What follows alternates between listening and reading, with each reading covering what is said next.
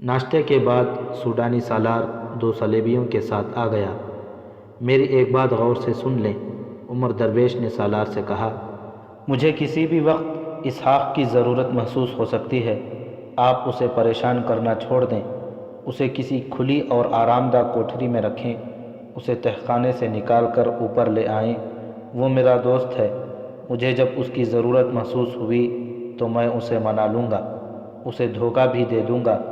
اگر وہ نہ مانا تو آپ اس کے ساتھ جو سلوک مناسب سمجھیں کریں۔ سوڈانی سالار نے کہا کہ ایسا ہی ہوگا۔ صلیبی مشیروں نے عمر درویش کو ٹریننگ دینی شروع کر دی۔ اس نے خوبی سے نقل کی۔ انہوں نے اسے جو باتیں بتائیں وہ بھی اس نے زبانی یاد کرنی شروع کر دیں۔ 4-5 روز اس کی تربیت ہوتی رہی۔ دن کے دوران صلیبی اسی کے ساتھ ہوتے تھے اور رات کو عاشی اس کے پاس ہوتی تھی۔ یہ لڑکی اس کی مرید بن گئی تھی۔ اس کمرے میں جا کر وہ اپنے آپ کو پاکیزہ لڑکی سمجھنے لگتی تھی۔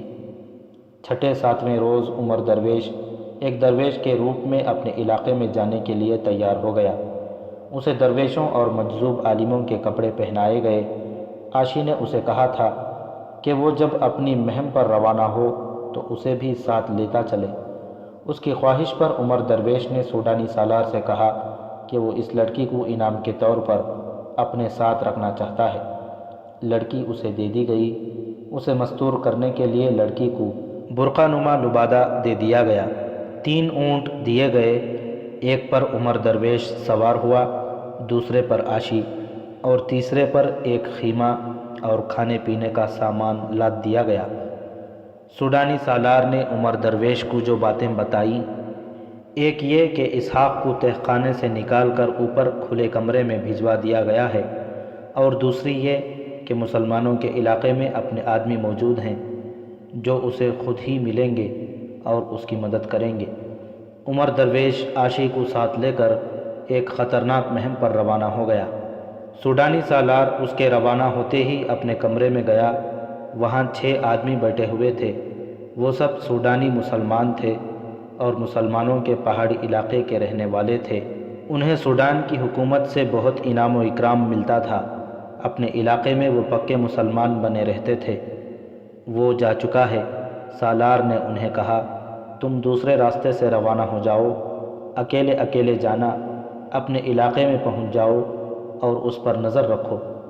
جہاں تمہیں شک ہو کہ یہ شخص دھوکہ دے رہا ہے، اسے ایسے طریقے سے قتل کر دو جس سے کسی کو پتہ نہ چلے۔ میں اور آدمی بھیج رہا ہوں، انہیں اپنے گھروں میں رکھ لینا۔ یہ سب ایک دوسرے کے بعد روانہ ہو گئے۔ سوڈانی سالار نے 2 اور آدمی بلائے۔ وہ صرف سوڈانی تھے، مسلمان نہیں تھے۔ ان سے سالار نے کہا، ان مسلمانوں کا کوئی بھروسہ نہیں، اپنے علاقے میں جا کر سب ایکا نہ کر لیں۔ یہ 6 آدمی ہمارے ہی ہیں، لیکن یہ نہ بھولنا کہ مسلمان ہیں۔ وہاں جا کر ان کی نیت بدل سکتی ہے۔ اگر عمر درویش ٹھیک رہا تو تمہیں آتش گیر مادے کی ضرورت ہوگی۔ یہ ان آدمیوں نے گھروں میں چھپا رکھا ہے، تم جانتے ہو کہ اسے کب اور کہاں استعمال کرنا ہے۔ یہ دونوں بھی روانہ ہو گئے۔ وہ سپاہی جس نے اسحاق کی بیٹی اور اس کی بیوی کو بچایا اور کمانڈر کو قتل کیا تھا، اسحاق کے گھر رہتا تھا۔ جس روز عمر درویش روانہ ہوا، اس روز سپاہی کہیں باہر گھوم پھر رہا تھا۔ ایک تیر آیا جو اس کے جسم کو چھوتا ہوا ایک درخت پر جا لگا۔ سپاہی دوڑ پڑا اور اسحاق کے گھر جا پہنچا۔ اس نے اسحاق کے باپ کو بتایا کہ اس پر کسی نے تیر چلایا ہے۔ کوئی بھی نہ سمجھ سکا کہ تیر کس نے چلایا ہے۔ کسی کو معلوم نہ تھا کہ سوڈانیوں نے اسے قتل کرنے کی پہلی کوشش کی ہے۔ سلطان صلاح الدین ایوبی کے محکمہ جاسوسی و سراغ رسانی انٹیلیجنس کا سربراہ علی بن سفیان قاہرہ میں تھا۔ اس وقت سلطان ایوبی صلیبیوں کے دوست مسلمان امرا سیف الدین اور گمشتگین کو اور الملک الصالح کی فوج کو شکست دے کر ان مخالفین کے مرکزی شہر حلب کی طرف بڑھ رہا تھا۔ اس کے یہ مسلمان مخالفین ایسی افراتفری اور بوکھلاہٹ میں بھاگے تھے کہ کہیں بھی قدم نہ جما سکے۔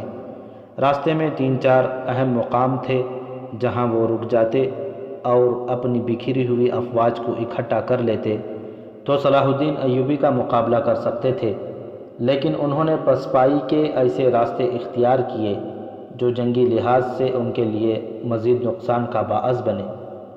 سلطان ایوبی نے پیش قدمی جاری رکھی اور ان اہم مقامات پر قبضہ کر لیا۔ اس کی منزل حلب تھی۔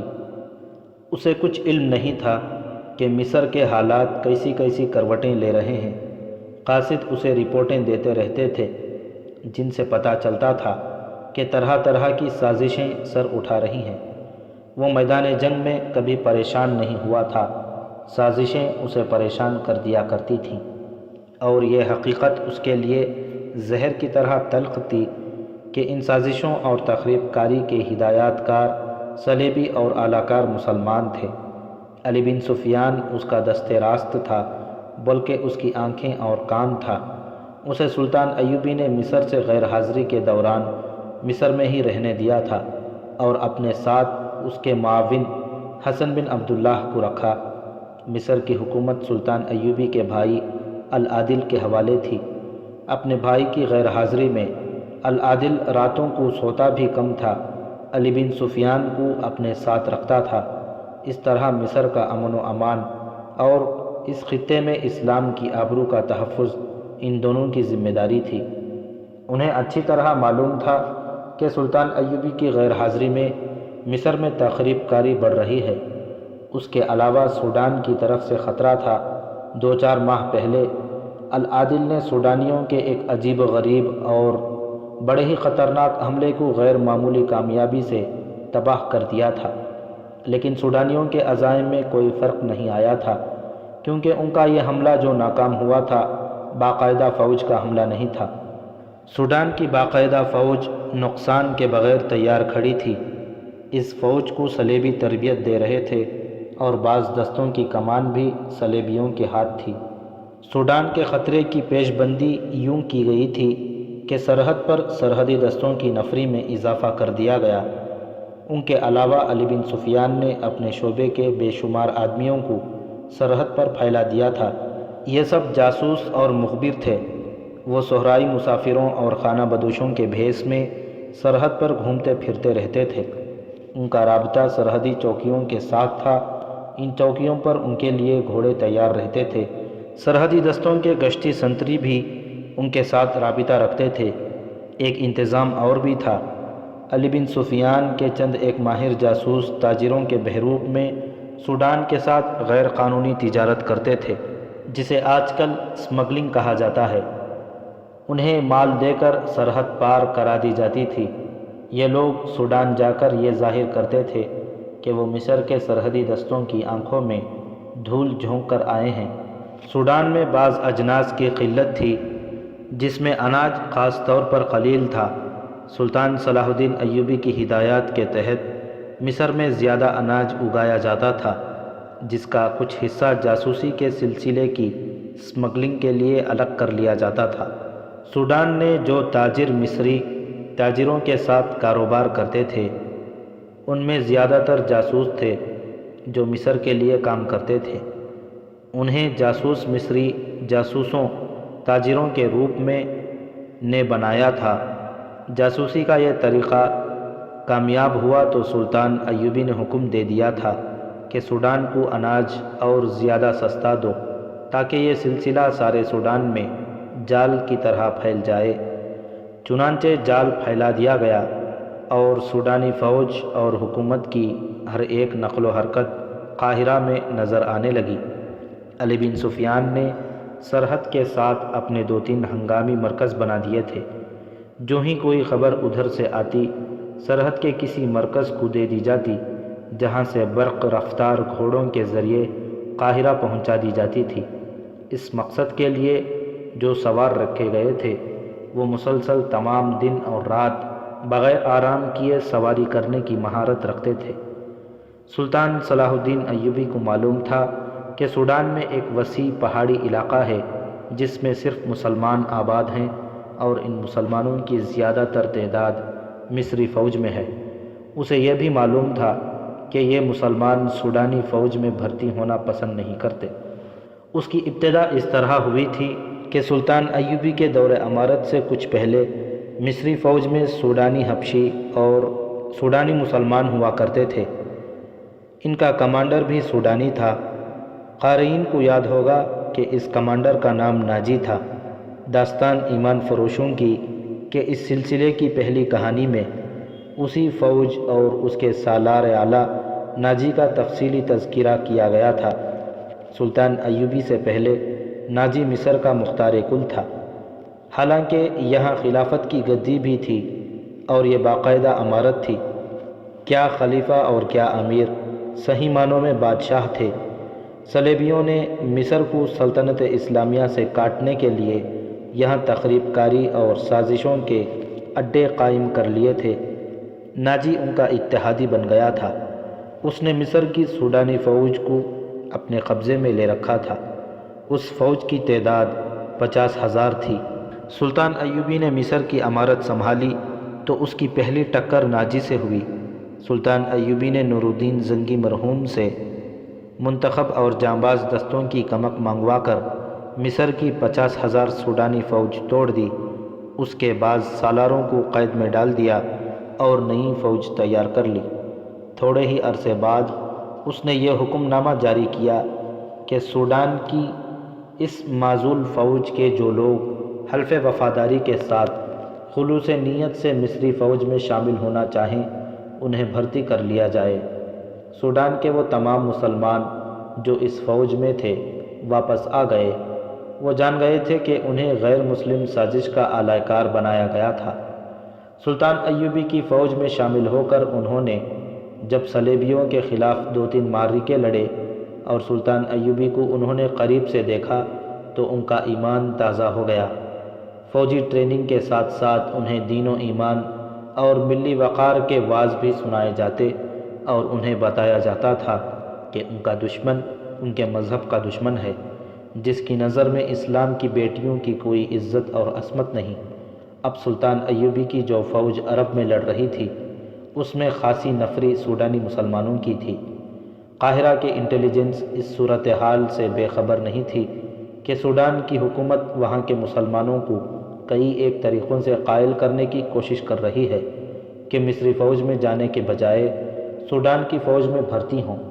سوڈانیوں نے مسلمانوں پر تشدد کر کے بھی دیکھ لیا تھا۔ اس کے نتیجے میں سوڈان کا ایک اعلیٰ فوجی افسر خفیہ طریقے سے قتل ہو گیا تھا۔ سوڈان نے اس علاقے میں باقاعدہ فوج بھیجی تھی۔ مسلمانوں نے اسے پہاڑیوں اور وادیوں میں بکھیر کر مار ڈالا یا بھگا دیا تھا۔ مسلمانوں کو علاقے کا فائدہ حاصل تھا۔ چٹانیں اور پہاڑیاں انہیں آڑ مہیا کرتی اور تحفظ دیتی تھیں۔ یہ مسلمان جنگجو بھی تھے۔ سلطان ایوبی نے ان کے ساتھ علی بن سفیان کے شعبے کی وساطت سے رابطہ قائم رکھا ہوا تھا۔ مصری تاجروں کے قافلوں کے ذریعے ان مسلمانوں کو اتنا اسلحہ دے دیا تھا جس سے وہ سال بھر کے محاصرے میں لڑ سکتے تھے۔ انہیں چھوٹی منجنیقیں اور آتش گیر مادہ بھی پہنچا دیا گیا تھا جو لوگوں نے گھروں میں چھپا رکھا تھا۔ سلطان ایوبی کے منصوبے میں یہ شامل تھا کہ جنگی کارروائی سے یا دیگر ذرائع سے اس علاقے کو مصر میں شامل کرنا ہے تاکہ یہ مسلمان صحیح معنوں میں آزاد ہو جائیں۔ یہ علاقہ سرحد سے آدھے دن کی مسافت پر تھا۔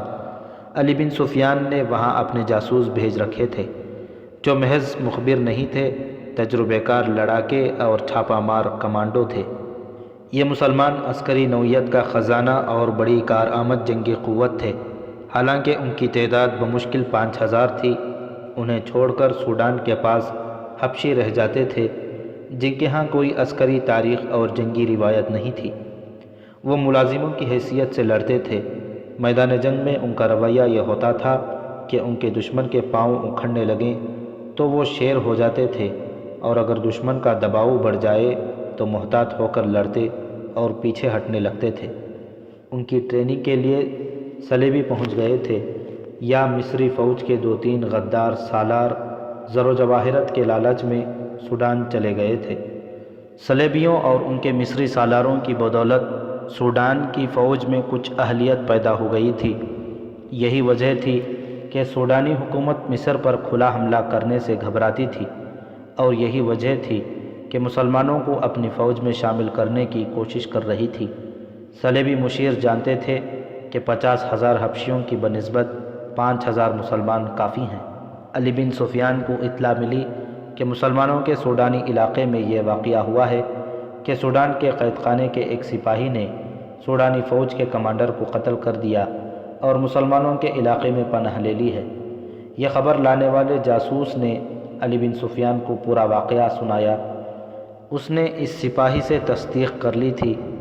سپاہی سے اس نے یہ بھی معلوم کر لیا تھا کہ اسحاق نام کا ایک کمانڈر قید خانے میں زندہ ہے اور اسے اس مقصد کے لیے تیار کرنے کے لیے قید خانے میں اذیتوں کا نشانہ بنایا جا رہا ہے کہ وہ مسلمانوں کو سوڈان کا وفادار بنا دے۔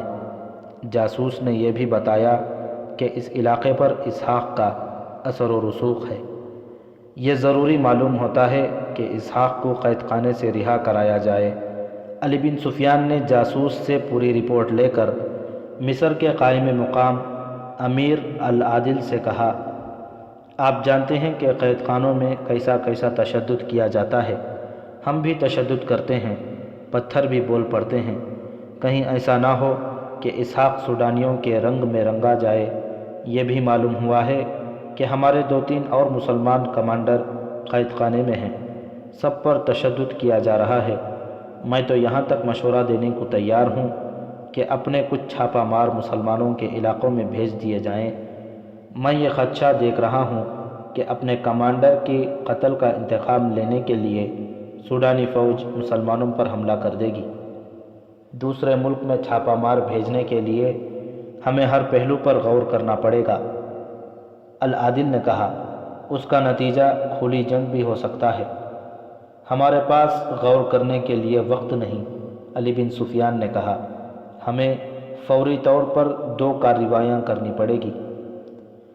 کسی ذہین قاصد کو پیغام دے کر محترم سلطان کی طرف بھیجا جائے اور ان سے حکم لیا جائے، اور دوسری یہ کہ میں خود سوڈان میں داخل ہو کر مسلمانوں کے علاقوں میں چلا جاؤں۔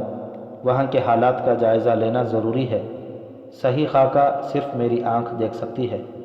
ہو سکتا ہے وہاں فوج حملہ نہ کرے۔ وہاں صلیبی موجود ہیں۔ وہ مسلمانوں کو توہم پرستی میں مبتلا کر کے ان کے نظریات اور عقیدوں کا رخ پھیر سکتے ہیں۔ مسجدوں میں اپنے مولوی بھیج کر لوگوں کو گمراہ کر سکتے ہیں۔ وہ ایسی چالیں مصر کے اندر آ کر بھی کر چکے ہیں۔ مجھے یہی ڈر ہے کہ مسلمانوں کے عقیدے اور ملی جذبے پر حملہ ہوگا۔ آپ جانتے ہیں کہ ہماری قوم میں یہ خامی ہے کہ دشمن کی جذباتی اور بے جانی باتوں میں جلدی آ جاتی ہے۔ دشمن دیکھ چکا ہے کہ مسلمان کو میدان جنگ میں مارنا آسان نہیں۔ عقیدوں اور نظریوں کی معرکہ آرائی میں دشمن ایسے ہتھیار استعمال کرتا ہے کہ مسلمان ڈھیر ہو جاتے ہیں۔ اگر آپ اجازت دیں تو میں وہاں چلا جاؤں اور آپ ابھی ایک قاصد سلطان محترم کی طرف روانہ کر دیں۔ آپ کی غیر حاضری میں آپ کی ذمہ داریاں کون سنبھالے گا؟ غیاث بلبیس، علی بن سفیان نے جواب دیا، اس کے ساتھ میرا ایک معاون زاہدین رہے گا۔ آپ کو میری غیر حاضری محسوس نہیں ہوگی۔ بہت بری طرح محسوس ہوگی، العادل نے کہا۔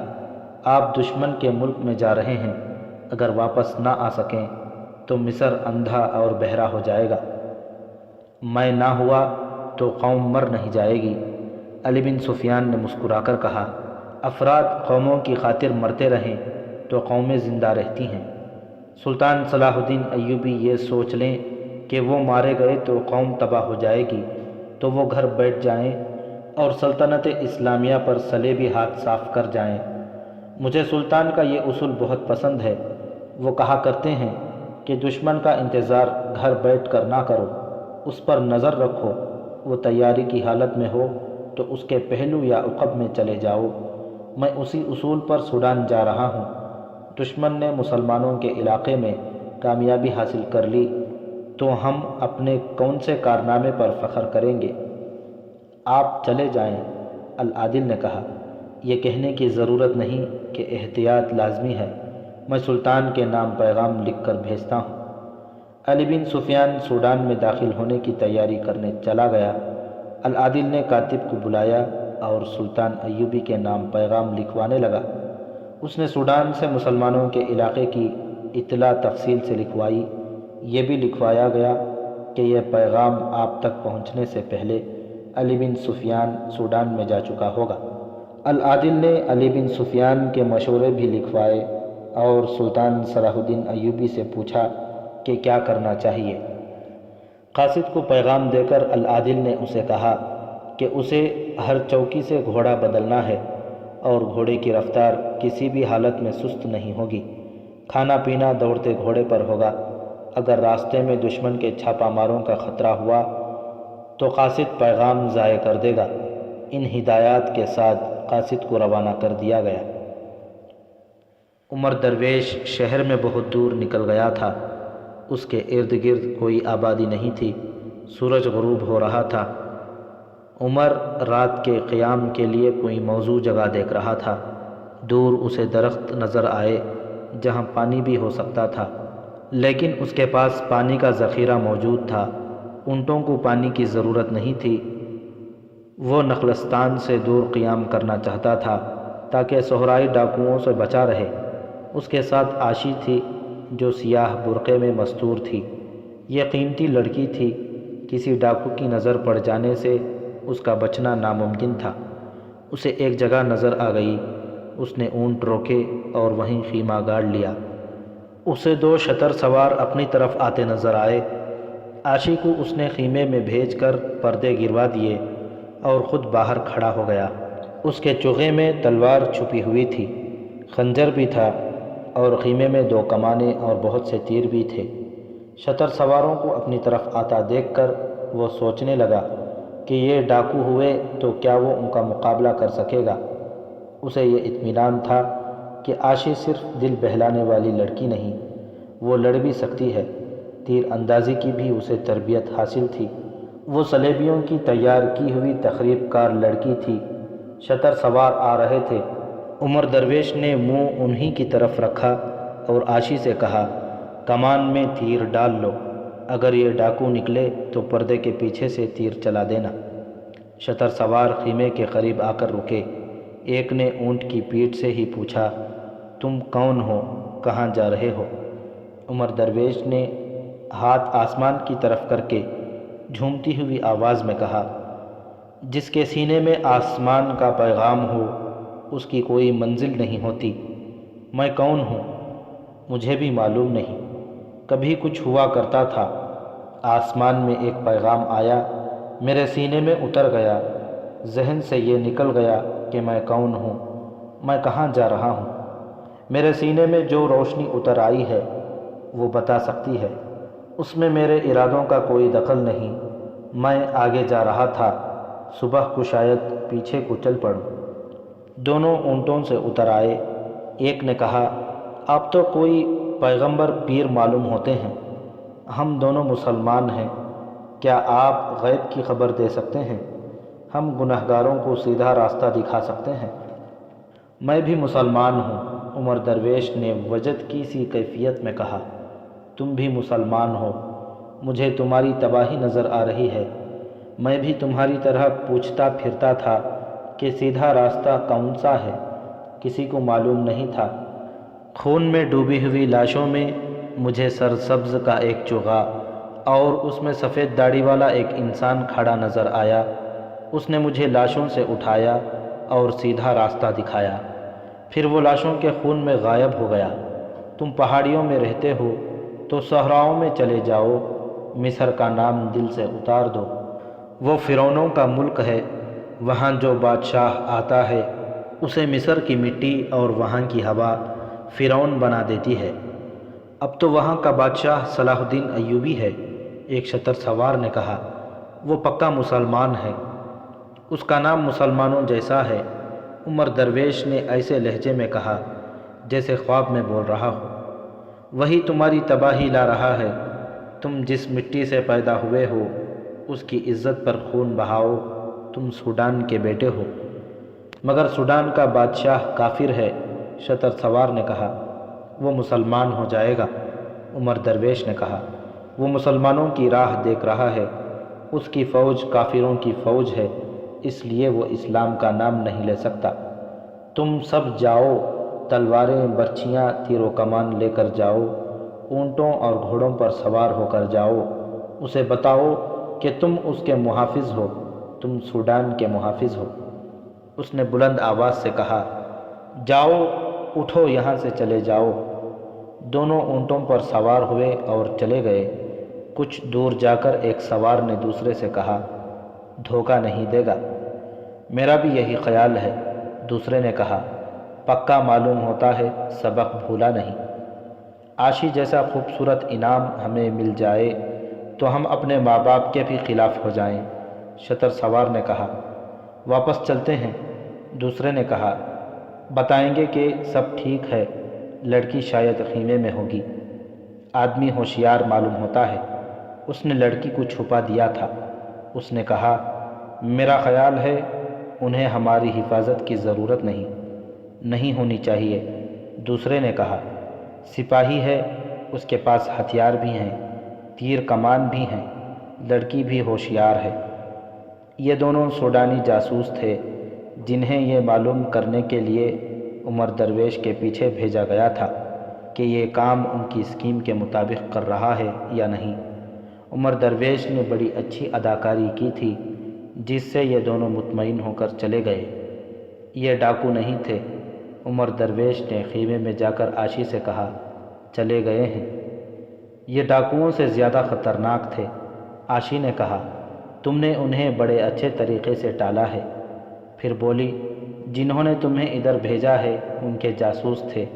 عاشی نے کہا، یہ تمہیں دیکھنے آئے تھے کہ تم انہیں دھوکہ تو نہیں دے رہے۔ تم انہیں جانتی ہو؟ میں انہی کے درخت کی ایک ٹہنی ہوں۔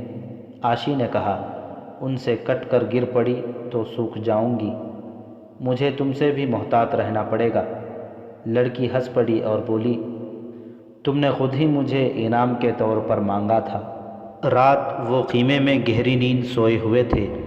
عاشی کی آنکھ کھل گئی، باہر بھیڑیے غرا رہے تھے۔ اونٹ ڈر کر اٹھ کھڑے ہوئے اور عجیب طریقے سے بولنے لگے۔ عاشی نے عمر درویش کو جگایا اور اسے بتایا کہ وہ خوف کے مارے ڈر رہی ہے۔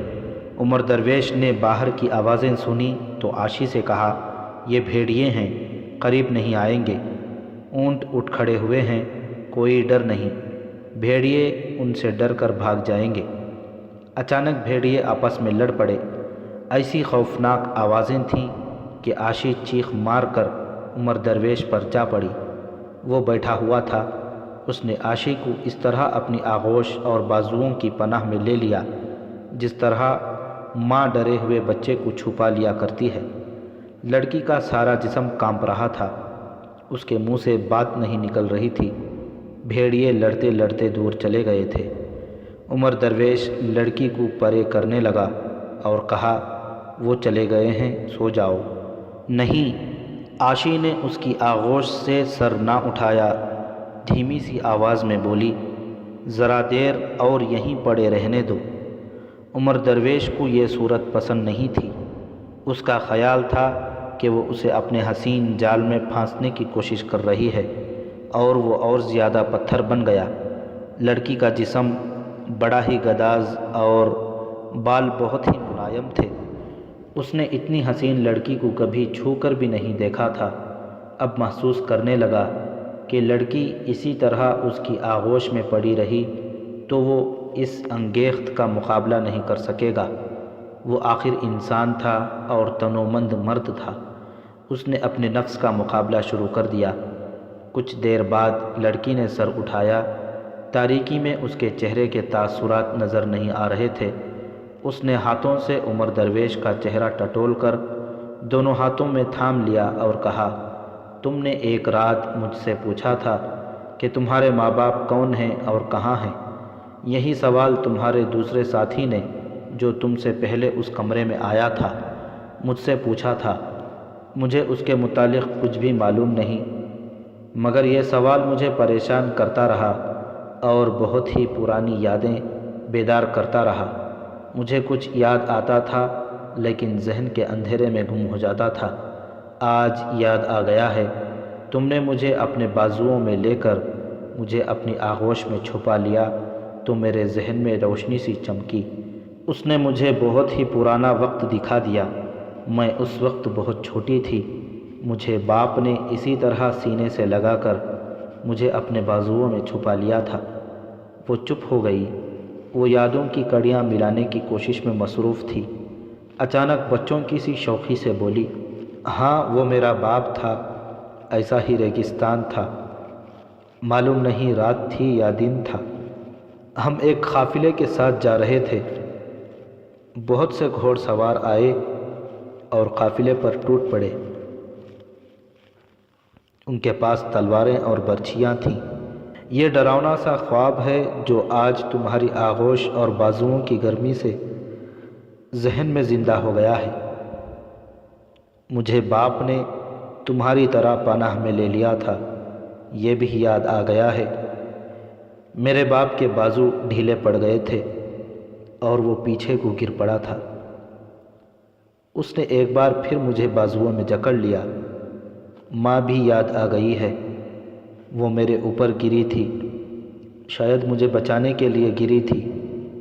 پھر یاد آتا ہے کہ وہ ایک طرف لڑک گئی تھی۔ مجھے خون بھی یاد آتا ہے۔ کسی نے مجھے بازو سے پکڑ کر اٹھا لیا تھا اور کسی نے کہا تھا، خالص ہیرا ہے، جوان ہوئی تو دیکھنا۔ مجھے اپنی چیخیں بھی یاد آ گئی ہیں۔ میں آج رات کی طرح چیخی تھی۔